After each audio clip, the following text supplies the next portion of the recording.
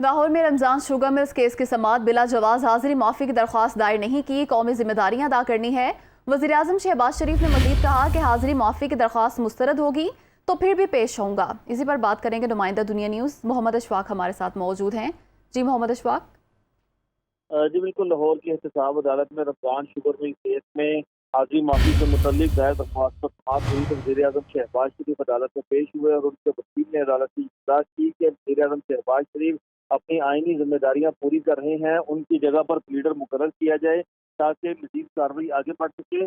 और इस हवाले से अदालती इजाज़त से दोबारा वज़ीर आज़म शहबाज शरीफ कोर्टम पर आए और अदालत से ये कहा कि मैं अदालत के सामने कुछ हक़ाइक़ रखना चाहता हूँ। मैंने कभी बिला जवाब हाजिरी माफी की दरख्वास्त दायर नहीं की। मैं इस अदालत के हुक्म पर फौरी पेश होता रहा हूँ और मैंने IMF के वक्त, इंटरनेशनल वक्त से मुलाकात भी करनी होती है, कौमी जिम्मेदारियां हैं।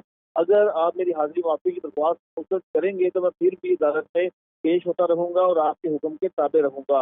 वज़ीर आज़म शहबाज शरीफ ने यह भी कहा कि मैंने 15 करोड़ रुपए का चंदे से नाला तमीर करवाने के मुझ पर इल्जाम है। बच्चों की शुगर मिल के बाहर तमीर करवाया गया है। इस तरह के करोड़ों रुपए नाले मैंने पूरे पंजाब में बनवाए, लेकिन ये झूठा और बेबुनियाद इल्जाम लगाकर रेफरेंस दायर किया गया है। इस दौरान पुराने समाज शहबाज शरीफ ने अपने तरक्याती कामों से मुतल्लिक राब्ता भी अदालत में जमा करवाया और कहा कि मेरे तरक्याती कामों के हक़ाइक़ आपके सामने हैं। मैंने 15 या 18 करोड़ की करप्शन करनी होती तो ये काम ना करता। मेरे पास ये किताबचा नहीं है।